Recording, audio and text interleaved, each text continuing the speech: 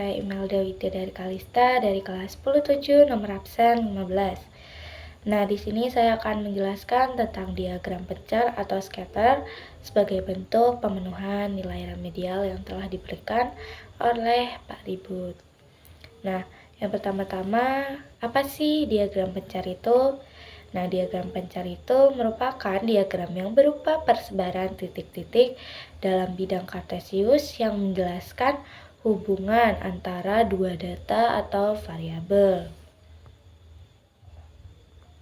Nah, gimana sih langkah-langkahnya buat bikin diagram pencar ini gitu?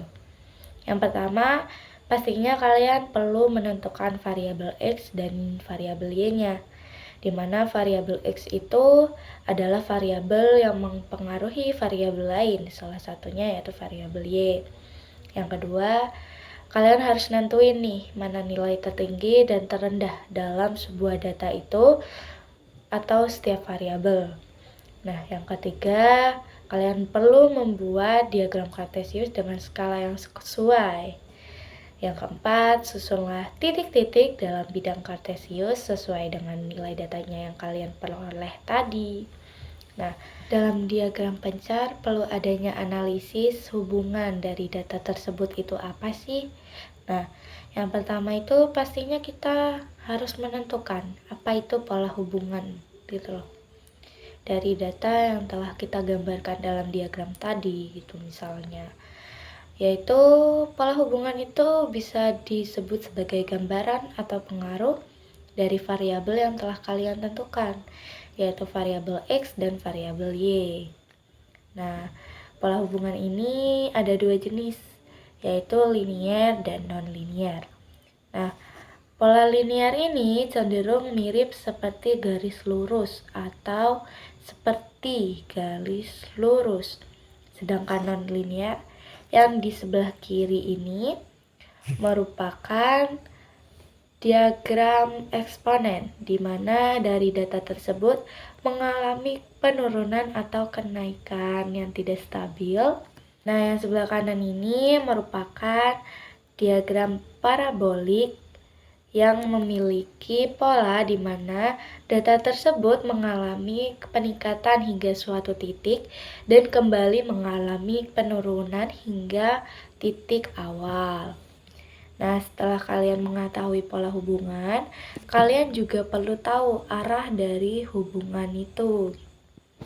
Arah hubungan yaitu menggambarkan suatu pengaruh variabel terhadap variabel lainnya juga nih. Nah, arah hubungan ini lebih ke positif atau negatif. Nah, seperti itu. Beda dengan tadi pola hubungan. Nah, seperti yang pada gambar, pola positif itu cenderung mengalami kenaikan. Sedangkan pola negatif cenderung mengalami penurunan dalam datanya. Nah, setelah kalian mengetahui arah hubungan dan pola hubungan, kalian juga harus tahu bagaimana kekuatan hubungan dari diagram pencar ini. Nah, ini dia nih. Kekuatan hubungan diagram pencar itu menggambarkan seberapa kuat suatu variabel memberi pengaruh terhadap variabel lainnya. Contohnya variabel X yang memberikan pengaruh terhadap variabel Y. Apakah sangat kuat atau kuat saja, atau lemah atau sangat lemah bahkan. Nah, ini adalah bentuk dari kekuatan diagram pencar. Yang pertama ada sangat lemah, di mana persebaran titik-titiknya itu tidak membentuk suatu pola yang jelas atau menyebar ke segala arah. Yang kedua ada lemah, yaitu di mana titik-titik ini hampir membentuk suatu pola yang jelas. Nah, yang ketiga ada kuat, di mana titik-titik dari persebaran tersebut sudah menyerupai bentuk garis lurus atau linier.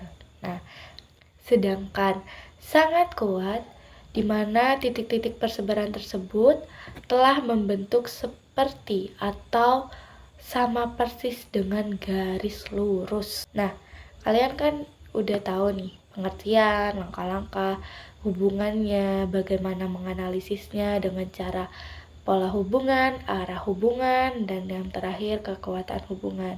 Nah, di sini ada soal, ada data umur dan tinggi badan. Sosok wanita pada usia 2 tahun sampai 7 tahun. Pada usia 2 tahun, tinggi badan sosok wanita ini 80 cm. Dan pada usia 3 tahun, tinggi badan wanita ini mengalami kenaikan yaitu menjadi 90 cm.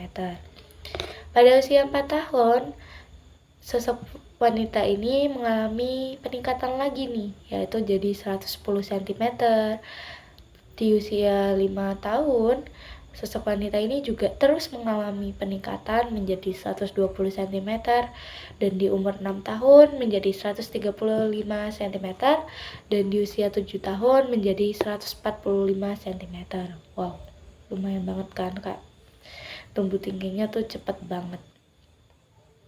Nah, dari data ini kita harus nentuin nih nilai tertinggi dan terendah dalam setiap variabel. Nah, umur ini merupakan variabel X, sedangkan tinggi badan merupakan variabel Y. Nah, nilai terendah dari umur ini kan pada usia 2 tahun dan nilai tertingginya itu pada usia 7 tahun. Nah, kemudian begitu juga dengan tinggi badannya.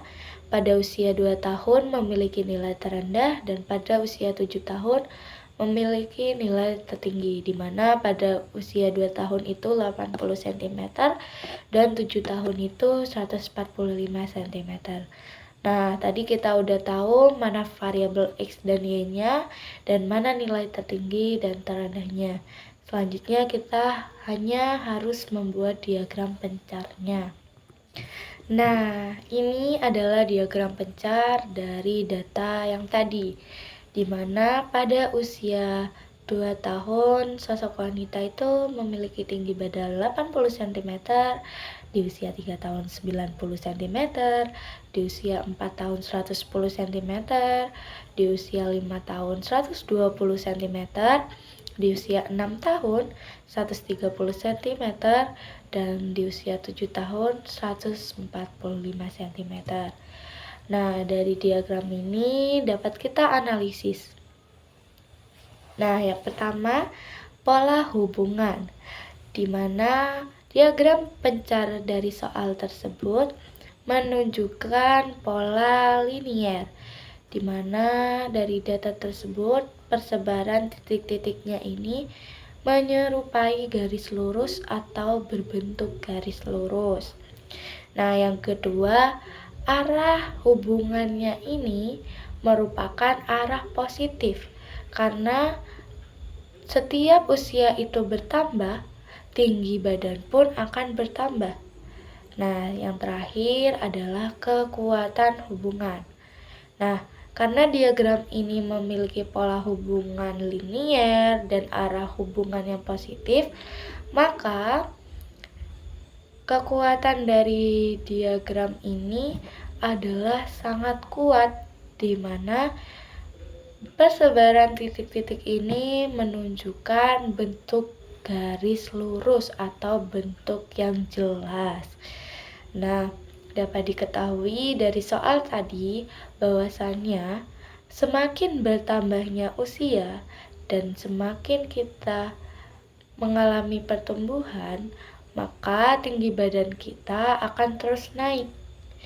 Dan dimana jika dibuat dengan diagram pencar, diagram ini akan bersifat positif dan memiliki pola hubungan linier, serta memiliki kekuatan hubungan yang sangat kuat karena membentuk garis lurus. Nah, kalian udah paham kan apa itu diagram pencar, bagaimana cara analisisnya, dan bagaimana cara mengerjakan soalnya. Nah, saya di sini pamit undur diri. Mohon maaf jika ada salah-salah kata. Sekian, terima kasih. Wassalamualaikum warahmatullahi wabarakatuh.